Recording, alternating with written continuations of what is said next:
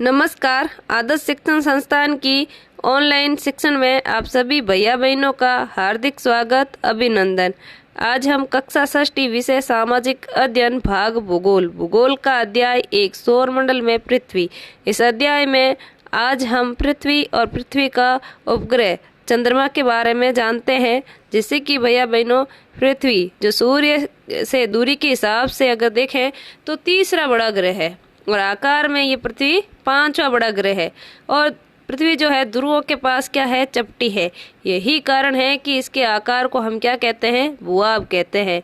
और भूआब का अर्थ होता है पृथ्वी के समान आकार।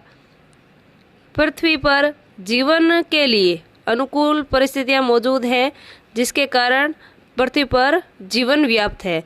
पृथ्वी ना तो अधिक गर्म होती है और ना ही अधिक ठंडी है। यह पानी और वायु दोनों ही उपस्थित है, जो हमारे जीवन के लिए क्या है, अति आवश्यक है।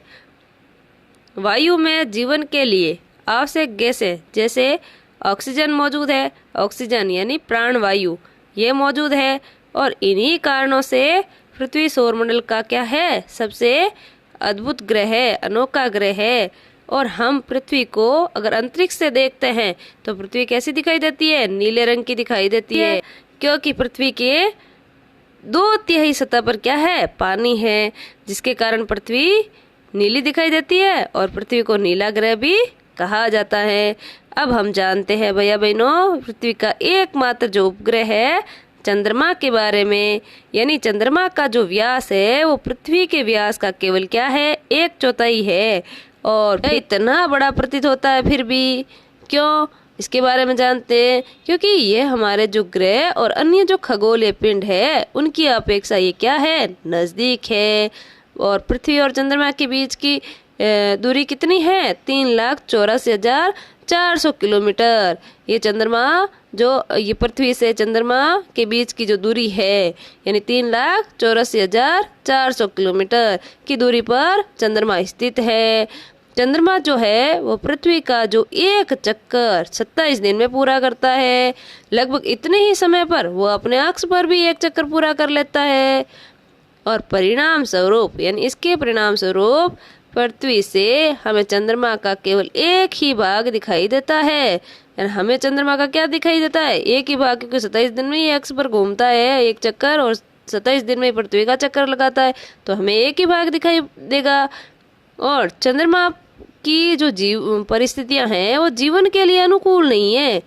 और इसीलिए इसकी जो सतह है, इसकी सतह पर पर्वत है, मैदान है, गड्ढे हैं, जो चंद्रमा की सतह पर क्या बनाते हैं, छाया बनाते हैं। और ये जो छाया है हम पूर्णिमा के दिन देख सकते हैं। चंद्रमा पर जो छाया पड़ती है वो हम किस दिन देख सकते हैं, पूर्णिमा के दिन। अब आगे जानते हैं क्षुद्र ग्रहों के बारे में।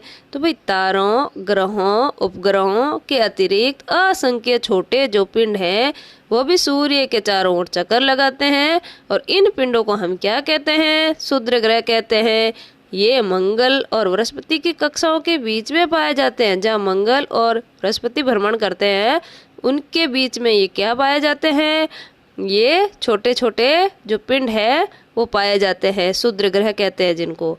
वैज्ञानिकों ने क्षुद्र ग्रह को ग्रह के ही भाग माने थे ना, जो कि बहुत साल पहले विस्फोट होकर अलग हो गए थे, ग्रहों से टूटकर क्या हो गए थे, अलग हो गए थे।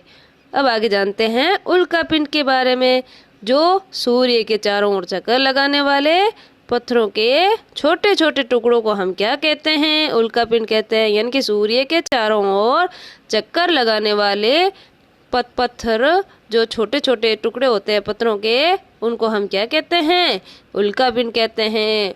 कभी कभी ये उल्का पिंड जो है पृथ्वी के इतने नजदीक आ जाते हैं कि इनकी प्रवृत्ति पृथ्वी पर गिरने की होती है।